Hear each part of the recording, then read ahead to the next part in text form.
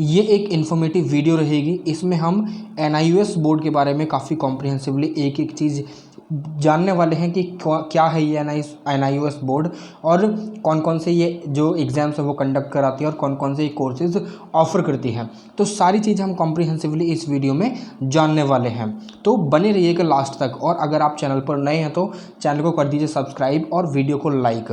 ठीक है, यहाँ पर आपको NIOS के बारे में आपको सारे के सारे जो क्लासेस हैं वो भी मिलती हैं और एडमिशन प्रोसेस से रिलेटेड कोई भी आपकी क्वेरी होती है तो आप डायरेक्टली हमसे कनेक्ट हो सकते हैं और पूछ सकते हैं अपनी जितने भी क्वेरीज हैं। ठीक है, तो चलिए वीडियो को चालू करते हैं। स्वागत है आपका इन्फॉर्मेशन ज्ञान में। मैं हूं आपका दोस्त अरुण।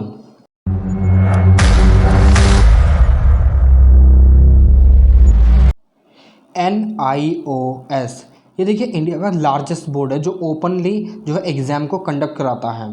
ठीक है, प्री डिग्री लेवल तक। ठीक है, तो ये एक इंडिया का लार्जेस्ट बोर्ड है अलॉन्ग विद अदर बोर्ड जो इंडिया में फंक्शनल हैं। वो कौन कौन से बोर्ड हैं? देखिए हमारी इंडिया में जो हमारी कंट्री में जो फंक्शनल बोर्ड है वो है जैसे कि ICSE। ठीक है, NIOS तो ऑलरेडी फंक्शनल है। ठीक है, और ये AISSCE। ठीक है, और CBSE और इंटरनेशनल बैकलॉरेट। ठीक है, अब यहाँ पर AIC all India senior school certificate examination, CBSE central board of examination, ICSE Indian certificate of school secondary education. तो ये सारे बोर्ड जो है ना कहीं फंक्शनल है इंडिया में, जो एग्ज़ाम्स कंडक्ट कराते हैं 10th के और 12th के बोर्ड एग्ज़ाम्स। ठीक है, ये एक बोर्ड है जो CBSE के अंडर ये काम करता है, मतलब CBSE से अफिलिएटेड है। ठीक है, जो बोर्ड एग्ज़ाम होते हैं वो। ठीक है, अब यहाँ पर ये सारे जितने भी बोर्ड्स हैं वो फंक्शनल है, मगर हमारे यहाँ पर एक प्रतिष्ठित एक रिनाउंड संस्थान है, that is the national institute of open schooling, जो कहीं ना कहीं ओपन स्कूलिंग का प्रावधान लेकर हमारी इंडिया में फंक्शनल है। और यहाँ पर जो बच्चे जैसे कि जिनकी पढ़ाई जो है इन बिटवीन छूट जाती है और वो अपनी पढ़ाई को कंटिन्यू नहीं कर पाते किसी भी अनफोर्सिन कंडीशन की वजह से। ठीक है, और कोई भी मतलब कोई चाहे वो फाइनेंशियल प्रॉब्लम हो चाहे कुछ भी प्रॉब्लम हो और उस वजह से वो अपनी पढ़ाई को कंटिन्यू नहीं कर पाते हैं। ठीक है, तो उससे क्या होता है कि NIOS यहाँ पे काफ़ी सारे कोर्सेज जो है ऑफर करता है ताकि वो बच्चे अपनी पढ़ाई जो है कंप्लीट कर सकें। ठीक है, all over India along with the other जो इंटरनेशनल कंट्रीज़ हैं जैसे कि कुवैत, सऊदी अरबिया, बहरीन वगैरह, यहाँ पर भी ये जो NIOS है फंक्शनल है। ठीक है, मतलब इसका यहाँ पर ये है कि ये जो है इंडिया के अलावा जो आउट ऑफ द कंट्रीज़ है वहाँ पर भी फंक्शनल है। तो काफ़ी सारे जो पीपल हैं वो वहाँ से भी NIOS से जो अपनी जो पढ़ाई है वो कंप्लीट कर सकते हैं। ठीक है, ये जो है एक लार्जेस्ट ओपन स्कूलिंग सिस्टम है वर्ल्ड में। ठीक है, इंडिया में तो है ही मगर ओपन स्कूलिंग सिस्टम वर्ल्ड में भी है। ठीक है, जो सेकेंडरी और सीनियर सेकेंडरी के एग्जाम भी कंडक्ट कराती है। अब NIOS को जो है 1989 में इस्टेब्लिश करा गया था। ठीक है, मगर पहले इसे नेशनल ओपन स्कूल के नाम से जाना जाता था, जो 1979 में ministry of human resource and development के द्वारा इस्टेब्लिश करा गया था। बट 2002 में नेशनल ओपन स्कूल का नाम बदलकर जो है इसको national institute of open schooling कर दिया गया और तब से यही नाम इसका चला आ रहा है। ठीक है, समझ में आपको बात कि national institute of open schooling क्या है, NIOS है क्या। ठीक है, अब यहाँ पर कुछ इसका जो ऑफिस का एड्रेस है, हेडक्वार्टर जो है वो नोएडा सेक्टर 62 में है। ठीक है, यानी उत्तर प्रदेश में। ठीक है, वेस्टर्न उत्तर प्रदेश में ये इसकी ऑफिशियल वेबसाइट है। ठीक है, जहाँ पर आप सारी चीज़ें प्राप्त कर सकते हैं, चाहे वो फिर एडमिशन से रिलेटेड हो चाहे वो किसी भी चीज़ से रिलेटेड हो। ठीक है, ये इसका एक टोल फ्री नंबर है जहाँ पर आपको काफ़ी सारी सुविधाएं दी जाती हैं सो दैट कि जो स्टूडेंट्स हैं उनको ज़्यादा प्रॉब्लम्स ना हो। ठीक है, ताकि वो अपनी जितनी भी प्रॉब्लम्स अपनी क्वेरीज़ हैं वो डायरेक्टली जो कस्टमर सपोर्ट्स हैं उनसे, अपने जो टीचर्स हैं अपने एक बार उनसे जो है ना पूछ सकें कि ये जो प्रॉब्लम है तो उनका हल उनको मिल जाएगा। ये एक ऑटोनोमस बॉडी है जो कि मिनिस्ट्री ऑफ एजुकेशन के अंडर काम करती है। यानी ऑटोनोमस का मतलब होता है कि यहाँ पर जो रूल्स एंड रेगुलेशन जितना भी करिकुलम तैयार होगा वो NIOS ही तैयार करेगी। क्या पढ़ाया जाना, क्या नहीं पढ़ाया जाना, क्या ऑफरिंग होनी है, सारी चीज़ें NIOS के जिम्मे हैं। ठीक है, ये बात आपको समझ में आ गई। तो यहाँ पर NIOS के द्वारा जो सेकेंडरी और सीनियर सेकेंडरी के साथ साथ और भी काफ़ी सारे जो प्रोग्राम्स हैं वो ऑफर करे जाते हैं। प्रोग्राम्स यानी कोर्सेज। ठीक है, यहाँ पर वोकेशनल के रिगार्डिंग यानी वोकेशनल स्किल्स को भी प्रोग्राम जो हैं वो ऑफर करे जाते हैं, जैसे कि डिप्लोमा कोर्सेज और सर्टिफिकेट कोर्सेज और स्टैंड अलोन कोर्सेज भी, इंटीग्रेटेड एकेडमिक वोकेशनल कोर्सेज भी सीनियर सेकेंडरी 12वीं क्लास के साथ, ठीक है, और वोकेशनल स्ट्रीम भी, ठीक है। अब ये वोकेशनल का मतलब क्या होता है, जहाँ पर स्किल डेवलपमेंट का सवाल आता है, जैसे कि कोई भी, चाहे वो सिलाई मशीन की हो, चाहे फिर वो कंप्यूटर में डिप्लोमा हो, चाहे फिर वो किसी भी चीज़ में हो। इसके साथ साथ ओपन बेसिक कोर्सेज भी, OBE, जब आप NIOS की वेबसाइट खोलेंगे तो वहाँ पर आपको OBE लिखा हुआ मिलेगा, तो ओपन बेसिक कोर्सेज जो है वो भी यहाँ पर ऑफर करे जाते हैं। अब आपको ये तो पता है कि सेकेंडरी जो कोर्स है वो 10th है, ठीक है, और सीनियर सेकेंडरी 12th है, ठीक है।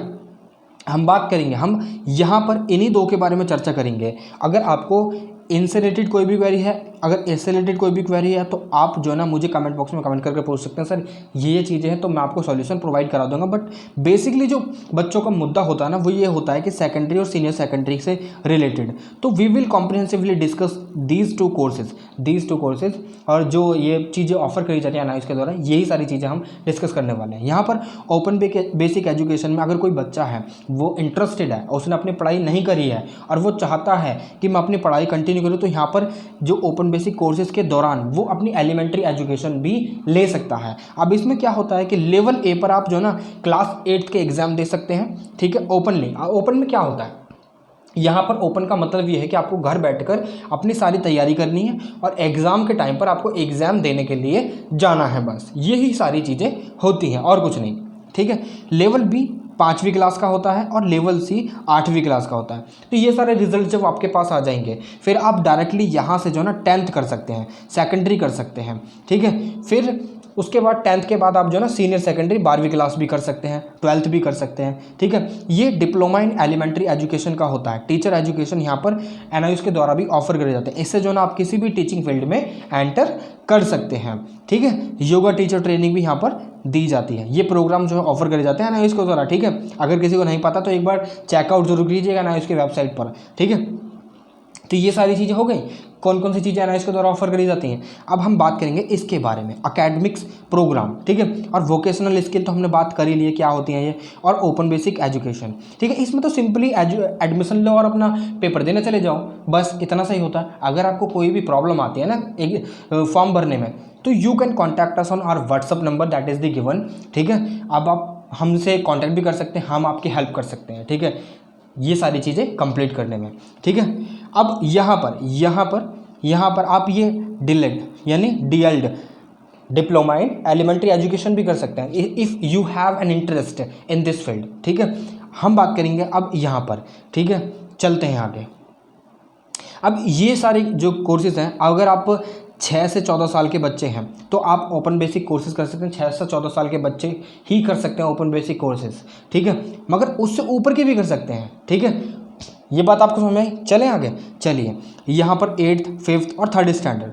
अब अगर आपने ओपन बेसिक कोर्सेज एक बार कर लेना तो आप डायरेक्टली या तो कोई भी वोकेशनल डिप्लोमा कर सकते हैं, लाइक कोई भी स्किल डेवलपमेंट का जो कोर्स है वो ले सकते हैं। जैसे कि आप अगर कंप्यूटर में माहिर बनना चाहते हैं तो कंप्यूटर कोर्स कर सकते हैं, ठीक है, कोई भी कंप्यूटर कोर्स या फिर ट्रेनिंग, बहुत सारे कोर्सेज जो है जो NIOS के द्वारा ऑफर करे जाते हैं। एक बार आप वहाँ पर जाकर वेबसाइट पर जाकर विजिट कर लीजिएगा, ठीक है। या फिर आप जो है ना ओपन बेसिक, जब आपने ओपन बेसिक एजुकेशन जो है प्राप्त कर लिया तो उसके बाद आप 10th या 12th भी कर सकते हैं, ठीक है। अब देखिए जो NIOS है, NIOS खाली यहाँ पर अपनी जो सेवाएं हैं वो जो इंडिया में रह रहे बच्चों को और जो बाहर की कंट्रीज़ में रह रहे बच्चे हैं, कौन कौन सी कंट्रीज़ हैं वो एक बार दिखाता हूँ मैं आपको, जस्ट अ सेकेंड। तो ये वो कंट्रीज़ हैं UAE, United Arab Emirates, Kuwait, Muscat, Nepal, Qatar and Saudi Arabia.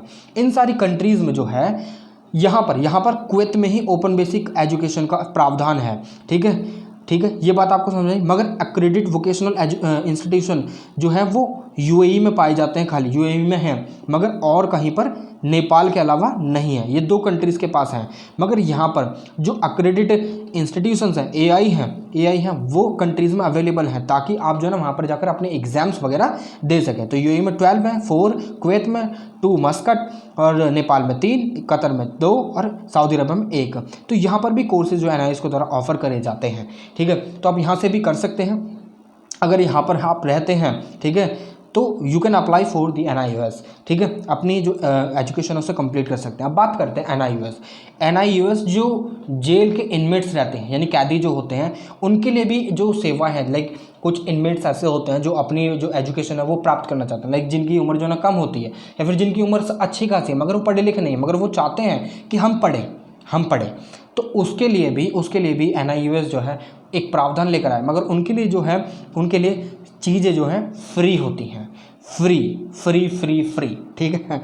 मगर ये नहीं कि चलिए वो सारी चीज़ें छोड़ देते हैं, मगर हाँ ये प्रावधान है कि आप जो अगर जेल में से अगर आप मेरी वीडियो देख रहे हैं, ठीक है, मगर अगर आप चाहते हैं कि आप भी अपनी जो पढ़ाई है वो कंप्लीट करें, आप भी 12वीं का रिजल्ट लें या फिर 11वीं का रिजल्ट या सॉरी 10वीं का, तो ये सारी चीज़ें आप कर सकते हैं ईजिली, ठीक है। ये बात आपको समझ में आएगी। चलिए अगर आपको ज़्यादा जानकारी चाहिए तो उसके लिए आपको एक बार NIUS की साइट पर विजिट करना होगा, ठीक है। अभी यहाँ पर हम एडमिशन के प्रोसेस देख लें। हमने बात करी थी कि हम बात करेंगे अकेडमिक जो प्रोग्राम्स हैं वो, यानी 10th और 12th के बारे में, ठीक है। तो यहाँ पर एडमिशन जो होता है, एडमिशन 2 प्रकार के एग्ज़ाम होते हैं NIUS में एडमिशन लेने के बाद, एक पब्लिक एग्ज़ाम और एक ऑन डिमांड एग्ज़ाम्स, ठीक है। पब्लिक एग्ज़ाम क्या होते हैं? पब्लिक एग्ज़ाम नॉर्मली जो अप्रैल का सेशन होता है साल टू साल, ठीक है, साल टू साल जो एग्ज़ाम होते हैं वो एग्ज़ाम होते हैं। ऑन डिमांड कौन से एग्ज़ाम होते हैं अभी बात करेंगे हम आगे, ठीक है। वैसे तो बता देता हूँ चलिए मैं। ऑन डिमांड वो होते हैं जो स्टूडेंट्स की डिमांड पर एग्ज़ाम दिए जाते हैं, ठीक है, जैसी उनकी डिमांड होती है वो एग्ज़ाम ले सकते हैं और दे सकते हैं, ठीक है। तो यहाँ पर NIUS की तरह काफ़ी सारी चीज़ें जो हैं वो जो है ऑफ़र करी जाती हैं। अब पब्लिक एग्ज़ाम के बारे में पहले कॉम्प्रिहेंसिवली बात करते हैं, फिर मैं ऑन डिमांड के बारे में सारी इन्फॉर्मेशन दूंगा आपको, ठीक है। पब्लिक एग्ज़ाम की बात करें तो यहाँ पर पब्लिक एग्ज़ाम में जो है 2 स्ट्रीम होती हैं, ठीक है। और जो मतलब वैसे तो NIUS के एडमिशन के अगर बात करें तो एडमिशन में 4 स्ट्रीम होती हैं। 2 स्ट्रीम हम पब्लिक एग्जाम में कंसिडर कर सकते हैं और कंसिडर कर सकते नहीं करते हैं, ठीक है। और जो दूसरी बाकी की स्ट्रीम है 3 और 4, स्ट्रीम 3 और 4, 3 और 4, वो हम ऑन डिमांड में कंसिडर करते हैं। अब हम stream first and stream second की बात करें तो स्ट्रीम फर्स्ट में अगर आप एडमिशन लेते हो तो यहाँ पर फ्रेश एडमिशन लेते हैं। अगर आपके एग्ज़ाम होंगे तो आप जो है अगर आपके एग्ज़ाम होते हैं तो साल में एक बार होंगे, ठीक है। आपको पूरे साल पढ़ाई करनी है, उसके बाद आपके in between the year practical, अगर आपके किसी सब्जेक्ट में है तो वो प्रैक्टिकल होगा। अगर आपके किसी सब्जेक्ट में TMA तो होते हैं, ट्यूटर मार्क असाइनमेंट, ठीक है। वो सारी चीज़ें जो है ना अगर हैं मतलब प्रैक्टिकल हैं तो वो सारी चीज़ें आपको देनी पड़ेंगी। और ट्यूटर मार्क असाइनमेंट तो सब में ही होते हैं, वो 20% ऑफ द थ्योरी के मार्क्स होते हैं, ठीक है। अब यहाँ पर बात करें तो अगर आप एडमिशन लेते हैं 16 मार्च से और 15 सितंबर के बीच में, 15 सितंबर के बीच में, तो आपके जो एग्ज़ाम होंगे वो अप्रैल और मई में होंगे, ठीक है। यहाँ 2002 है, आप you can consider this date और if you are like video तो 2023 में अपलोड हो रही है, मगर हाँ आप एक रेफरेंस के लिए अगर ईयर ले लें 2024 में, अगर आपने एडमिशन 2016 मार्च से 15 सितंबर के बीच में लिया तो आपके जो एग्ज़ाम होंगे वो अप्रैल से मई के बीच में हो जाएंगे, ठीक है। अब ब्लॉक टू में क्या होता है कि अगर आप स्ट्रीम 1 आपको ब्लॉक मिलते हैं, जब भी आप एडमिशन लेते हैं ना तो आपको पता चल जाती है कि आपका एडमिशन किस में हुआ है। अब वो कौन सा ब्लॉक आपको मिलेगा ये डेट डिसाइड करती है, ठीक है। अगर आपने 16 सितंबर से 15 मार्च के बीच में एडमिशन लिया है तो आपके जो एग्ज़ाम होंगे अगली साल अक्टूबर नवंबर में होंगे, ठीक है। अगली साल अक्टूबर नवंबर में, लाइक आपने अगर एडमिशन लिया है 2023 में, ठीक है, और वो भी 16 सितंबर से 15 मार्च के बीच में, यानी आपको काफ़ी ज़्यादा टाइम भी देती है NIUS ताकि आप एडमिशन ले सकें और अपनी पढ़ाई को जो है कंप्लीट कर सकें। तो इसके लिए आपके जो एग्ज़ाम होंगे वो अगली साल 2024 में होंगे अक्टूबर नवंबर में, ठीक है। ऐसे यहाँ पर आप समझ सकते हैं। अब देखिए एग्ज़ाम फीस, अगर आप 16 मार्च से 31 जुलाई के बीच में एडमिशन ले लेते हैं तो आपको कोई भी लेट फीस नहीं देनी है। वैसे ही जब आप अपनी डेट बढ़ाते जाएंगे तो आपकी जो लेट फीस है वो इंक्रीज़ होती चली जाएगी, ठीक है। अब देखिए स्ट्रीम टू में क्या होता है कि काफ़ी जो बच्चे होते हैं वो अनसक्सेसफुल रहते हैं। लाइक किसी ने अपना एग्ज़ाम छोड़ दिया और किसी ने 2 एग्ज़ाम दे दिए अपनी CBSE बोर्ड से, और किसी अनफॉर्चुनेट कंडीशन की वजह से उसने अपने जो पब्लिक एग्ज़ाम है जो प्रीवियस बोर्ड के थे, फॉर एग्जांपल एक बच्चा है A, यानी मैं मान लीजिए मैं अरुण मैंने एग्ज़ाम जो है ना अपने मेरे 12th के एग्ज़ाम थे इस साल एग्ज़ाम थे, लाइक 2023 में जो है मेरे एग्ज़ाम थे अप्रैल और मार्च में। मैंने वहाँ पर जो ना, मैं CBSE से कर रहा था, ठीक है, मैंने वहाँ पर अपने एग्ज़ाम नहीं दिए, या फिर 2 एग्ज़ाम दे दिए और 3 छोड़ दिए, ठीक है, 3 छोड़ दिए किसी अनफोर्सिन कंडीशन की वजह से मैंने 3 छोड़ दिया और 2 एग्ज़ाम मेरे हो गए। तो वहाँ पर क्या होगा कि मैं यहाँ पर स्ट्रीम 2 में एडमिशन ले सकता हूँ और यहाँ पर मैं अपने अक्टूबर नवंबर में अपने एग्ज़ाम दे सकता हूँ। समझ में आपको बात? यहाँ पर मैं एडमिशन ले सकता हूँ स्ट्रीम 2 में और अक्टूबर नवंबर में अपने एग्ज़ाम दे सकता हूँ, ठीक है। अगर कोई बच्चा किसी ने क्या हुआ कि एग्ज़ाम नहीं दिए, पूरे के पूरे एग्ज़ाम नहीं दिए, वो भी एडमिशन ले सकता है स्ट्रीम 2 में। If a student is not able to appear in the examination, तो क्या होगा, वो NIOS का ये स्ट्रीम 2 का फंडा जो है, स्ट्रीम 2 जो है कंसिडर कर सकता है, वो अपने एग्ज़ाम दे सकता है, ठीक है। मगर यहाँ पर कुछ क्राइटेरियाज फुलफिल भी तो होने चाहिए। अब आपने क्या करा, 12th के एग्ज़ाम तो दे दिए, मगर आप उसमें फेल हो गए सारे के सारे एग्ज़ामों में, तो आप क्या करेंगे, फिर आप जो ना ये वाले स्ट्रीम 2 में एडमिशन ले सकते हैं। इसमें ना तो आपको कोई TMA देना है, ना ही आपको कोई प्रैक्टिकल देना है, यहाँ पर डायरेक्टली आपको एग्ज़ाम में अपीयर होना है, ठीक, एग्ज़ाम में अपीयर होना है। फिर उसके बाद आपकी जो मार्कशीट है ना, अगर इन केस आपके किसी मार्कशीट में, आपकी जो प्रीवियस मार्कशीट है CBSE में क्या है कि उसमें कुछ भी एक पर्टिकुलर सब्जेक्ट है इंग्लिश, उसमें आपके अच्छे मार्क्स आए तो आप उसके TOC करा लीजिए, ट्रांसफ़र ऑफ क्रेडिट, अभी बात करेंगे हम, ठीक है। TOC करा लीजिए, तो उसके बाद क्या होगा, TOC ट्रांसफ़र हो जाएगी, जिसमें आप फेल हुए तो वो आप अपने एग्ज़ाम दे दीजिए, ठीक है। क्योंकि आपको एक बात बताऊँ, अगर आप 5 सब्जेक्ट में फेल हो गए, आपके पास 5 ही सब्जेक्ट तो 5 में फेल हो गए, तो आप इसको दे सकते हैं आप दोबारा से, मगर आपके पास वो फील्ड की मार्कशीट होनी चाहिए, और या फिर अगर आपने वो एग्ज़ाम 5 के 5 एग्ज़ाम नहीं दिए हैं तो आपके पास एडमिट कार्ड होना चाहिए, तब आप अक्टूबर नवंबर में अपीयर हो सकते हैं, ठीक है। ये बात स्ट्रीम 2 की है, ठीक है। समझ में आ गई आपको बात? चलें आगे, चलिए यहाँ पर बात करते हैं आप ऑन डिमांड एग्जामिनेशन की। मगर देखिए यहाँ पर एक और चीज़ मैं आपको बताना चाहता हूँ कि यहाँ पर पब्लिक एग्ज़ाम में जो है 5 सब्जेक्ट होने कंपलसरी है। लाइक आपको अगर फ्रेश एडमिशन ले रहे हैं ना ब्लॉक 1 में और ब्लॉक 2 में फ्रेश एडमिशन ले रहे हैं, तो यहाँ पर आपको 5 सब्जेक्ट लेने होंगे, कंपलसरी हैं, क्योंकि विदाउट 5 सब्जेक्ट के आपकी जो मार्कशीट है वो प्रिपेयर नहीं करी जा सकती, ठीक है, कहीं भी वैलिड नहीं होगी। तो इसलिए you need to have 5 subjects, ठीक है। तो यहाँ पर जो एग्ज़ाम होते हैं ये फ्रेश एडमिशन होते हैं, फ्रेश एडमिशन। एक और चीज़, ऑन डिमांड एग्ज़ाम NIOS तब कंडक्ट नहीं कराता जब उसके पब्लिक एग्ज़ाम चल रहे होते हैं। तो यहाँ पर ये दोनों पब्लिक एग्ज़ाम होते हैं, ठीक है, अक्टूबर नवंबर में और अप्रैल और मई में। मगर ऑन डिमांड का कुछ फंडा ही अलग है, वहाँ पर अभी बात करेंगे, ठीक है। तो यहाँ पर ये बात आपको समझ में आ गई ना कि यहाँ पर 5 सब्जेक्ट आपको लेने कंपलसरी हैं, ठीक है। Without 5 subject you can not clear the examination, ठीक है, चाहे फिर आप वो कोई से भी लें, ठीक है। अब इसमें क्या होता है कि ऑन डिमांड एग्जाम का भी एक ऑप्शन आता है। ऑन डिमांड क्या मतलब क्या है, on the demand of the student और on the demand of the person who is willing to take the admission in the NIOS, ठीक है। यहाँ पर it is based on the first come and first services, क्योंकि यहाँ पर seats होती हैं। अब आप रहते हैं, मानकर चलिए दिल्ली में रहते हैं और दिल्ली में काफ़ी सारे अगर रीजनल सेंटर्स हैं, हेडक्वार्टर भी है, तो वहाँ पर सीट्स की अवेलेबिलिटी होगी।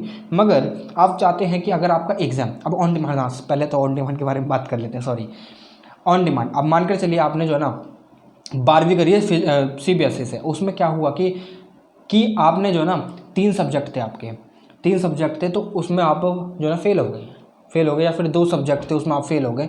मगर जो 3 सब्जेक्ट थे, अगर 2 में फेल हुए तो 3 सब्जेक्ट बचे, 3 में आपके काफ़ी अच्छे मार्क्स आए हैं, ठीक है, 3 में आपके काफ़ी अच्छे मार्क्स आए हैं। तो यहाँ पर आप चाहते हैं कि मैं जो ना इन मार्क्स को या तो इम्प्रूव कर लूँ या फिर मैं दोबारा से 12वीं कर लूँ, तो दोबारा आप यहाँ पर ऑन डिमांड का जो फैसिलिटी है ना NIOS में, उसको ले सकते हैं। यहाँ पर आप जो है ना एग्ज़ाम देंगे और आपको एग्ज़ाम देने के बाद आपको आपका रिज़ल्ट जो है, बोर्ड का रिज़ल्ट मिल जाएगा। NIOS एक बोर्ड है, ठीक है। और यहाँ पर दूसरी चीज़ आगे बात करेंगे, ठीक है। यहाँ पर जब आप एग्ज़ाम देंगे तो यहाँ पर आपको 3 सब्जेक्ट लेने, मिनिमम 3 सब्जेक्ट लेने कंपलसरी हैं, चाहे आप 3 में पास हुए हों, 4 में पास हुए हैं, 5 में पास हुए हैं, 3 सब्जेक्ट लेने कंपलसरी हैं, ठीक है।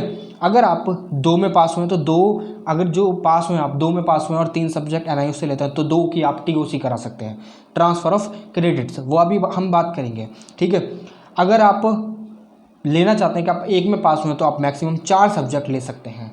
ठीक है, 4 सब्जेक्ट ले सकते हैं, मगर मिनिमम 3 सब्जेक्ट होने ज़रूरी ही हैं।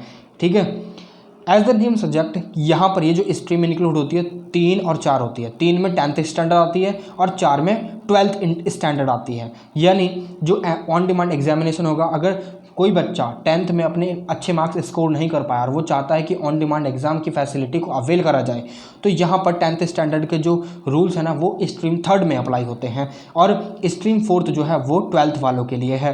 ठीक है, ये बात आपको समझ में आ चुकी है, तो अब इसमें और ज़्यादा डिस्कशन नहीं। अब यहाँ पर दोनों ही क्लासों के लिए फैसिलिटी जो है अवेलेबल है। ठीक है, और स्टूडेंट की डिमांड पर होती है, ऑन डिमांड एग्जामिनेशन।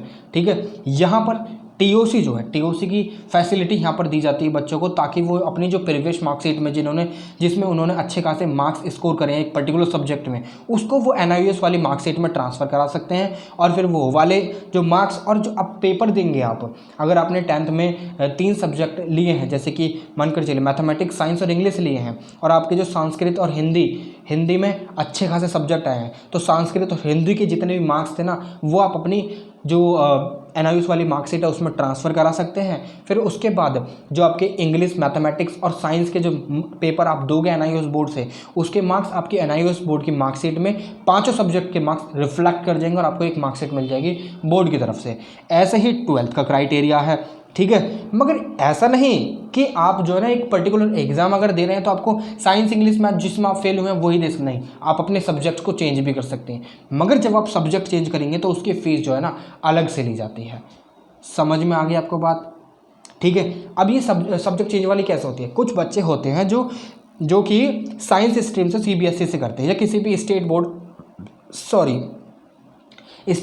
बोर्ड हो गया, फिर किसी भी बोर्ड से करते हैं, और वो उसमें जो है ना क्वालिफाई नहीं कर पाते हैं, अनसक्सेसफुल रह जाते हैं। तो उससे क्या होता है कि वो अगर अपनी स्ट्रीम को चेंज करना चाहें, लाइक वो अगर पहले उनके पास साइंस थी और वो भी अब क्या है आर्ट लेना चाहते हैं, geography, political science, history, economics, ऐसे सब्जेक्ट लेना चाहते हैं, तो उनको सब्जेक्ट चेंज करने पर क्या होगा, अलग से फीस देनी होगी।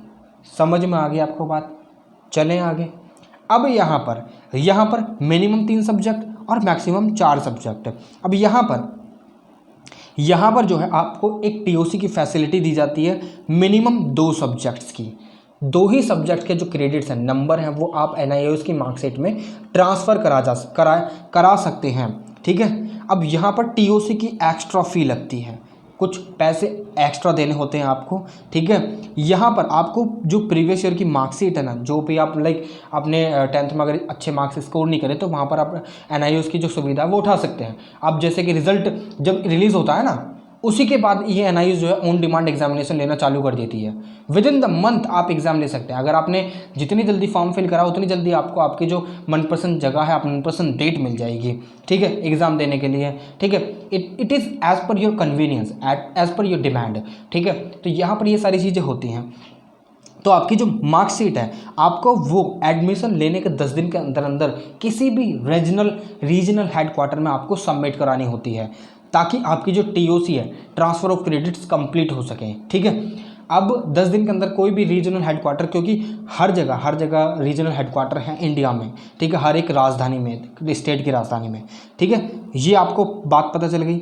चलें आगे, चलिए। अब यहाँ पर डॉक्यूमेंट जो चाहिएंगे आपको, अगर आप 10th क्लास में एडमिशन कराना चाहते हैं फ्रेश, ठीक है, तो यहाँ पर आपको जो चाहिएंगे TC मैंडेटरी है। TC मैंडेटरी किसी भी क्लास की। ठीक है, TC मैंडेटरी है, कोई भी हो, किसी भी क्लास की अगर आपके पास TC है तो वो चाहिएगी, मगर TC चाहिए, चाहे किसी भी क्लास की हो। अगर आपने 9th कर रखी है, आपने 8th कर रखी है, 7th कर रखी है, 6th कर रखी है, तो इनकी TC चाहिए, तभी आप 10th क्लास में एडमिशन ले सकते हैं। ठीक है, ये बात आपको समझ में आ गई। या मार्कशीट आपके पास है तो वो वेल एंड गुड। ठीक है, ये बात आपको समझ में आएगी, मगर TC तो चाहिए ही चाहिए। अगर मार्कशीट भी है तो वो भी चलेगी। ठीक है, तो यहाँ पर ID में आधार कार्ड, सिग्नेचर और पासपोर्ट साइज़ फ़ोटो ये चाहिए होते हैं। ठीक है, बाकी आप जो प्रोसेस दे रखी है एडमिशन के प्रोसेस, आप एक बार NIOS की साइट पर जाकर चेकआउट कर सकते हैं। ठीक है, 12th क्लास के लिए 10th की मार्कशीट होना कंपलसरी है, ठीक है, अन्य नहीं तो आप 12th नहीं कर सकते हैं। मगर यहाँ पर जब आप 12th करते हैं, लाइक आपने जो ना 12th करी है 2023 में, सॉरी 10वीं करी है 2023 में, आप चाहते हैं कि 2022 में अगर मैं 12वीं कर लूँ, तो नहीं हो सकता भाई। यहाँ पर आपको 1 साल का गैप लेना पड़ेगा, 2 साल में आपकी 12वीं होगी। 2023 में अगर आपने 10वीं करी है तो 2024 के लिए अगर आप अपेयर होंगे तो आपको अगर 12th करनी है NIOS से, तो 2023 में आपको 3 सब्जेक्ट मिलेंगे, 3 सब्जेक्ट लेने होंगे, 3 सब्जेक्ट लेने होंगे। और तभी क्योंकि आपने देखा होगा 10वीं के बाद क्या होता है 11वीं के बाद 12वीं, इसलिए आपको 2 साल लगनी चाहिए, ये कंपलसरी है, आपको 1 साल का गैप होना चाहिए 12वीं करने में, ठीक है। तो इसलिए यहाँ पर 2 साल का कोर्स आपको दिया जाएगा, जिसमें पहले साल में आप कोई भी 3 सब्जेक्ट ले सकते हैं, फिर दूसरे साल में 2 सब्जेक्ट। अब ये बहुत बड़ी ऑप्शन होता है कि 10वीं के बाद आप यहाँ पर जो है ना 3 सब्जेक्ट और 2 सब्जेक्ट एक तरीके से बर्डन सा कम हो जाता है और बच्चे आसानी से प्रिपेयर कर सकते हैं। मगर एक चीज़ जो यहाँ पर आपको ध्यान रखनी है, अगर आप 10th करते हैं ना डायरेक्टली, तो आपको यहाँ पर 9th का सिलेबस भी कंप्लीट करना होता है, ठीक है। बुकों में वो की सारी चीज़ें ऐड ऑन होकर आती हैं, मगर जो बुक आपको यहाँ से दी जाएंगे ना, वही सारी चीज़ें आपको पढ़नी होंगी। अब आप जो 2 सब्जेक्ट बाद में आपको दिए जाएंगे 12th करने के लिए करेंगे आप, जब 12th 2 साल के बाद आपकी मार्कशीट रिलीज़ होगी ना, तो उसमें आपको 5 सब्जेक्ट रिफ्लेक्ट करेंगे और एकदम अच्छे से बोर्ड की एग्जामिनेशन आपकी कंप्लीट हो जाएगी। मगर आप 12वीं करते हैं, वो भी 10वीं करने के विद 1 और मोर ईयर गैप, अगर आपकी 10वीं करने के बाद 1 साल या 2 साल का गैप है, तो उसमें आप 5 सब्जेक्ट ले सकते हैं डायरेक्टली, ठीक है। मगर यहाँ पर आपको देखिए TOC की जो फैसिलिटी दी जाती है वो विद इन द 3 ईयर दी जाती है, ठीक है, विद इन द 3 ईयर दी जाती है। ये बात आपको ध्यान रखनी होगी अगर आपने 10वीं करी है या फिर 12वीं करी है। अगर आप TOC चाहते हैं 10वीं के मार्क्स या 12वीं के बाद मार्क्स की, तो उसमें आपको विद इन द 3 ईयर आपको ये सारी चीज़ें करनी होंगी, ठीक है। ये बात आपको समझ में आ गई। और यहाँ पर अगर आप 10th के बाद 12th करना चाहते हैं, ठीक है, तो यहाँ पर आप जो है ना लाइक 1 साल का गैप तो होना ज़रूरी है, अगर नहीं है तो आपको 2 साल लगेंगे ही लगेंगी। तो ये बात आपको समझ में आई। चलें आगे, चलिए। अब यहाँ पर आपके जो एग्ज़ाम्स हैं वो कहाँ पर कंडक्ट कराए जाएंगे। देखिए पब्लिक एग्ज़ाम जो होते हैं वो अगर आपका घर यहाँ पर है तो विद इन द 1 किलोमीटर की रेडियस में आपके जो एग्ज़ाम्स हैं पब्लिक एग्ज़ाम कंडक्ट कराए जाते हैं। पब्लिक एग्ज़ाम 1 साल का जो गैप होता है अप्रैल टू अप्रैल और मई अक्टूबर टू मई अक्टूबर, ठीक है, सॉरी अक्टूबर नवंबर टू अक्टूबर नवंबर। अप्रैल और मई में जो आपने एडमिशन लिया है तो उसके अनुसार ही आपके एग्ज़ाम जो है कंडक्ट कराए जाते हैं। मगर जो रेडियस होती है वो 1 किलोमीटर की होती है। 1 किलोमीटर के अंदर अंदर आपका जो सेंटर है वो आपको अलॉट कर दिया जाएगा। फिर उसके बाद आप वहाँ से अपना एडमिट कार्ड निकाल कर और वहाँ पर आप अपने एडमिशन ले सकते हैं, ठीक है। ये बात आपको समझ आएगी। जो ऑन डिमांड है, ऑन डिमांड एग्जामिनेशन जो होती हैं इसमें सिक्योरिटी कुछ ज़्यादा चाहिए होती है, तो इसलिए ये हमेशा जो कंडक्ट कराए जाते हैं या तो हेड ऑफिस पर या फिर रीजनल सेंटर या फिर जो केंद्रीय विद्यालय है ना वहाँ पर ये एग्ज़ाम जो है कंडक्ट कराए जाते हैं। तो वहाँ पर आपको विजिट करना होगा, then you can appear in your own demand examinations. तो ये थी इसके बारे में बात। अब चलते हैं आगे। यहाँ पर देखिए रीजनल सेंटर जो आपके यहाँ पर अवेलेबल है, आप देख सकते हैं पूरा का पूरा मैप, ठीक है। मैं 1 मिनट जूम इन कर देता हूँ, जस्ट अ सेकेंड। ये देखिए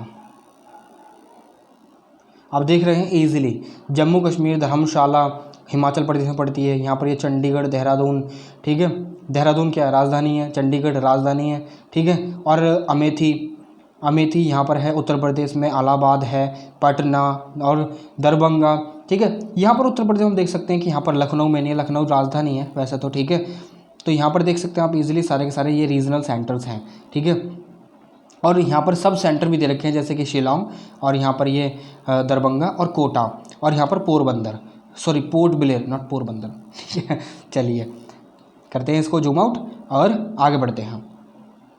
यहाँ पर ये आपके कुछ रीजनल सेंटर्स हैं, ठीक है, सॉरी एक्रेडिटेड इंस्टीट्यूशंस है जहाँ पर आपकी पीसीपी क्लासेस वगैरह लगती हैं और वोकेशनल इंस्टीट्यूशंस है, ठीक है। और जेल इनमेट्स है, यहाँ पर आपको जो जेल इनमेट्स होते हैं उनकी भी वो भी अपनी जो फैसिलिटीज़ हैं लाइक अपनी जो 10वीं 12वीं है कर सकते हैं। तो यहाँ पर आप ये देख सकते हैं पूरी की पूरी जो टोटल है हमारे पास एक्रेडिटेड इंस्टीट्यूशंस NIOS के 4469 और जो वोकेशनल इंस्टीट्यूशंस हैं वो 1762 हैं और एक्रेडिटेड एजेंसी जो हैं 1462 और जेल हैं 187, ठीक है। और ये रहा इसका आधा मैप। ठीक है, चले आगे। चलिए अब ये देखिए स्टूडेंट सपोर्ट के लिए एक helpline number that is toll free number है। यहाँ पर आप इजीली अपनी जितनी भी क्वेरीज हैं वो आप अपनी पूछ सकते हैं, जैसे कि फॉर एडमिशन के लिए 1 दबाएं और एग्जामिनेशन के 2 दबाएं, रिजल्ट के लिए 3 दबाएं और अकेडमिक कोर्सेज के लिए 4 दबाएं और वोकेशनल कोर्सेज के लिए 5 दबाएं, लाइफ स्किल के लिए 6 दबाएं और ये एक्रेडिटेशन के लिए 7 दबाएं और to speak to LSC no executive तो इसके लिए हम 9 दबा सकते हैं। ये पूरी की पूरी जो नंबर है टोल फ्री है, यहाँ पर ये सारी की सारी जो हेल्पलाइन नंबर दिया हुआ है सो दैट कि स्टूडेंट्स को जो है ना बिल्कुल भी प्रॉब्लम ना हो, ठीक है। तो यहाँ पर ये कंट्री हमने देख ही ली थी ऑलरेडी।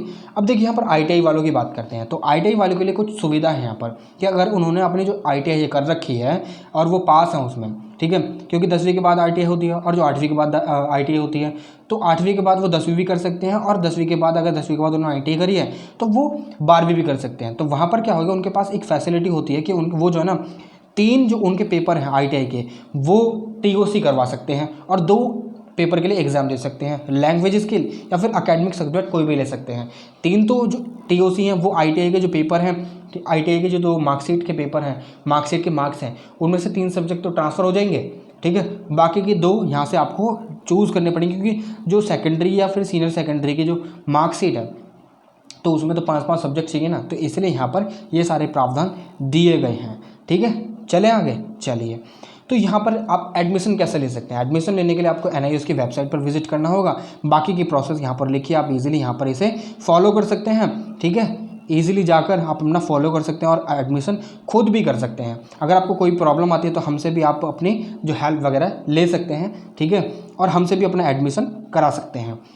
और यहाँ पर ये ऑन डिमांड एग्जामिनेशन होती है उसका जो यहाँ से आप देख सकते हैं कि कैसे एडमिशन होगा, पूरा का पूरा प्रोसेस दे रखा है, ठीक है।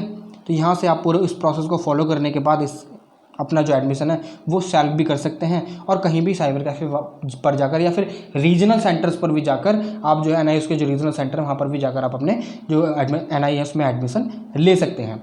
फ़ीस स्ट्रक्चर की बात करें तो यहाँ पर जो 5 सब्जेक्ट के लिए फ़ीस होती है 800 रुपये होती है, मेल और फीमेल के लिए 1450 रुपये होती है। और जो एक्स सर्विसमैन या फिर जो क्लासेस होती हैं, कौन सी क्लासेस होती हैं यार ये क्लासेस हो जाता हूँ एग्जेम्प्टेड जो स्टूडेंट्स होते हैं जैसे कि शेड्यूल कास्ट और शेड्यूल ट्राइब, ठीक है, तो उनके लिए 1200 रुपये फ़ीस है, ठीक है।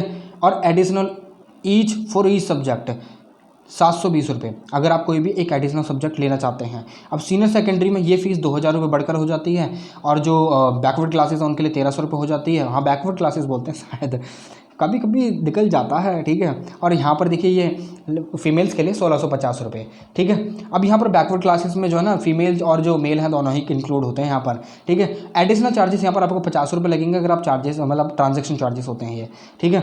यहाँ पर देखिए एडमिशन फ़ी यहाँ पर जो है ना एग्जामिनेशन फ़ी इंक्लूड नहीं है, ठीक है। यहाँ पर इसमें आपको स्टडी मटेरियल वगैरह ही दिया जाएगा, ठीक है। चले आगे। चलिए यहाँ पर ये एग्जामिनेशन फ़ी आपको कब कब जमा करनी है ये सारी इन्फॉर्मेशन दे रखी है, आप इसे पढ़ सकते हैं, ठीक है, आसानी से पढ़ सकते हैं।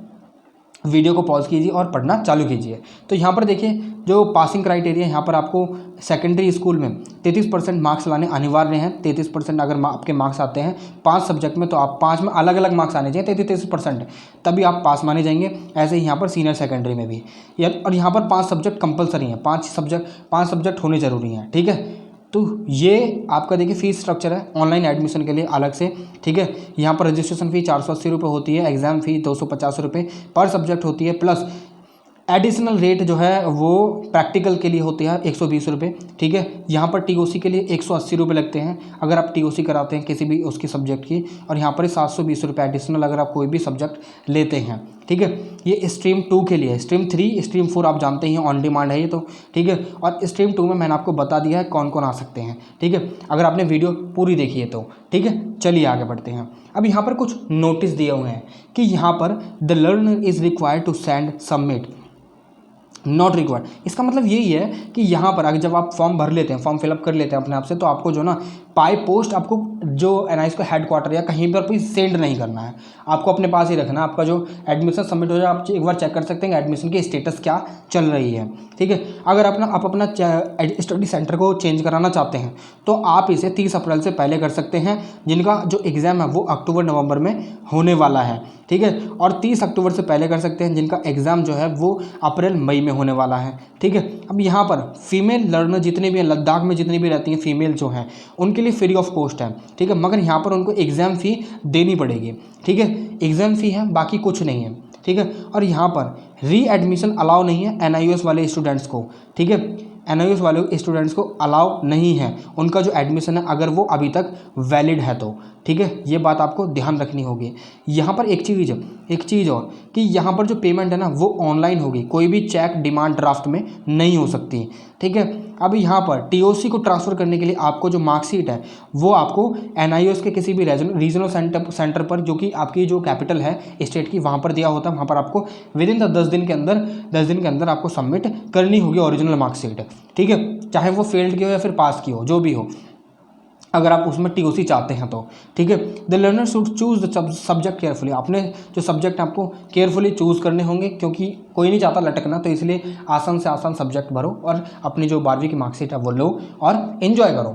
मगर आपको ये चीज़ भी देखनी होगी, अगर आपका ड्रीम है JEE और नीट वगैरह करने का, तो आपको ये चीज़ भी थोड़ी सी ध्यान रखनी होगी कि आप चाहते क्या हैं, उस हिसाब से अपने जो है वो सब्जेक्ट वगैरह फिलअप करें। ठीक है, और यहाँ पर जब तक फ़ी पे नहीं हो जाती तब तक जो है ना जो बच्चा है वो एग्ज़ाम में नहीं बैठ सकता। ठीक है, ये भी बात है। ठीक है, आपके एग्ज़ाम में आपको खाली एक ही आंसर बुक प्रोवाइड कराई जाएगी, उसके अलावा और नहीं। ठीक है, और यहाँ पर अगर आपके मार्क्स कम आए और आपने री इवैल्यूएशन के उसको भेज दिया है, तो उसको दोबारा आप री इवैल्यूएट नहीं करा सकते हैं। अब TMA ट्यूटर मार्क असाइनमेंट में आपका जो वेटेज होगा वो 20% होगा थ्योरी का, बाकी का 80% थ्योरी में कंसिडर करा जाएगा। ठीक है, समझ में आ गई बात। प्रैक्टिकल अलग है, यानी प्रैक्टिकल अगर 30 नंबर का है तो 70% का ये जो 10 नंबर है, 70% का 20% जो है वो TMA है। ठीक है, यहाँ पर प्रैक्टिकल अलग है। ठीक है, ये मैं बात आपको ऑलरेडी बता चुका हूँ। अब बात करते हैं थोड़ी काम की बात करें। देखिए, अगर आपसे कोई भी ये बात कहता है ना कि NIOS कहीं मान्य नहीं है, NIOS से रिजल्ट पाने के बाद अगर आपके अप्रोप्रिएट सब्जेक्ट हैं, ठीक है, जो भी रिक्वायरमेंट है, अगर आप नीट करना चाहते हैं तो बायोलॉजी, फिजिक्स, केमिस्ट्री आपके पास होना जरूरी है, तो इंग्लिश भी होना जरूरी है। ठीक है, अगर आप JEE करना चाहते हैं तो आपके पास physics, chemistry, math plus English होना जरूरी है। ठीक है, और उनमें जो उनकी डिमांड है मार्क्स की वो भी आनी ज़रूरी है। ठीक है, तो इसीलिए अगर कोई आपसे ये कहता है ना कि इसकी वैलिडिटी नहीं है NIOS की मार्क्स की, तो ये सरासर झूठ है। NIOS की उतनी ही वैलिडिटी है जितनी सारे बोर्ड्स की होती है। ठीक है, इंडिया का लार्जेस्ट बोर्ड है ये, वर्ल्ड का ओपन स्कूलिंग का सबसे बड़ा बोर्ड है ये, तो यहाँ पर आपको क्यों नहीं मिलेगी वैलिडिटी। ठीक है, मिनिस्ट्री ऑफ एजुकेशन की तरफ से और यूनिवर्सिटी ग्रांट कमीशन की तरफ से भी इसको मंजूरी दे दी गई है कि जो बच्चे NIOS से जो बैठते हैं, NIOS से एग्ज़ाम देते हैं, तो उसके बाद वो नीट, JEE, क्लैट और अदर जितने भी एग्ज़ाम्स हैं, UPSC, IAS वगैरह जितने भी SSC, CGL, सब में आप कर सकते हैं, सब में आप अपीयर हो सकते हैं। बट आपके जो मार्क्स, आपके जो सब्जेक्ट हैं अप्रोप्रिएट रहने चाहिए, according to the demand of exam होनी चाहिए उस पर्टिकुलर एग्ज़ाम, जैसे कि मैंने आपको बताया। ठीक है, तो आपके जो मार्क्स हैं और आपके जो सब्जेक्ट हैं वो अप्रोप्रिएट होने चाहिए। तो यही सारी चीज़ें हैं, NIOS को मान्यता मिली हुई है। कोई भी आपसे कुछ भी कहे, you do not have to believe on that. ठीक है, जल्द से जल्द आप एडमिशन करा लीजिए। देखिए, आप जो है ना एडमिशन करा सकते हैं कब, आपके पास काफ़ी सारे चॉइसेस होते हैं। अगर आपने नहीं करा तो आप जो है ना खुद कर सकते हैं, या फिर किसी साइबर कैफ़े पर, या फिर सबसे बढ़िया है कोई भी अगर झंझट आपको नहीं चाहिए तो रीजनल सेंटर पर जाइए, वहाँ पर आपके एडमिशन हो जाएगा। ठीक है, या फिर आप हमसे भी कांटेक्ट कर सकते हैं। ठीक है, तो ये इस तरीके की मार्कशीट आपको मिलती है। ठीक है, तो ये पूरी की पूरी वीडियो थी NIOS के इन्फॉर्मेशन के बारे में। ओपन बेसिक एग्जाम में तो आप डायरेक्टली एडमिशन ले ही सकते हैं। अगर आप तीसरी क्लास करना चाहते हैं, 5वीं क्लास करना चाहते हैं, या फिर आप 8वीं क्लास करना चाहते हैं, तो वहाँ से भी आप इजीली ओपन बेसिक एग्जाम में एडमिशन ले सकते हैं। और जो स्टडी मटेरियल है ना, वो आपके जो आपने जो एड्रेस दिया होता है फॉर्म फिलअप करते समय, तो उसमें जो ना आपको जो एड्रेस है उसी पर सेंड कर दिया जाता है। अगर आप नहीं सेंड करते हैं, अगर आप तक नहीं पहुंचता है, किसी दुर्भाग्यवश वो रिटर्न हो जाता है, आपका एड्रेस गलत है, तो एड्रेस चेंजेस कराने के अलग से पैसे लगेंगे। और देखिए, अगर आपको फॉर्म फिलअप करते समय माता पिता का नाम चेंज गलत हो जाता है, कुछ भी गलत हो जाता है, तो उसके पैसे लगते हैं। ठीक है, और उसके बाद अगर आपका स्टडी मटेरियल नहीं पहुंचता, आपको उसे रीडिस्पैच कराना है, तो उसके लिए भी आपको 100 रुपये अलग से देने होंगे। ठीक है, तो ये सारी चीज़ें आपको ईजिली NIOS की जो वेबसाइट है उस पर भी अवेलेबल हो जाएंगी, ठीक है, वहाँ से भी आप पढ़ सकते हैं। और बाकी की जो इन्फॉर्मेशन है मैंने आपको दे ही दी है। स्ट्रीम 3 और स्ट्रीम 4 जो है NIOS की जो ऑन डिमांड सेवा है उससे डील करती हैं। स्ट्रीम 1 जो है उसमें फ्रेश एडमिशन होते हैं ईयर टू ईयर, ठीक है, और स्ट्रीम 2 में आपको पता ही है कौन कौन से एडमिशन लिए जाते हैं, तो वो सारी चीज़ें हम ऑलरेडी पीछे वीडियो में डिस्कस कर चुके हैं, ठीक है।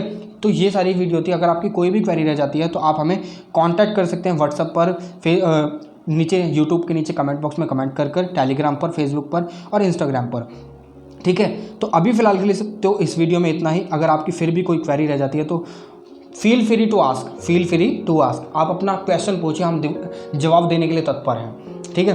तो अभी फ़िलहाल के लिए तो इस वीडियो में इतना ही। आपसे फिर से मुलाकात होगी एक और नई वीडियो में, एक और नई इन्फॉर्मेशन के साथ। तब तक के लिए आप लोगों से मैं विदा लेना चाहूँगा। जय हिंद।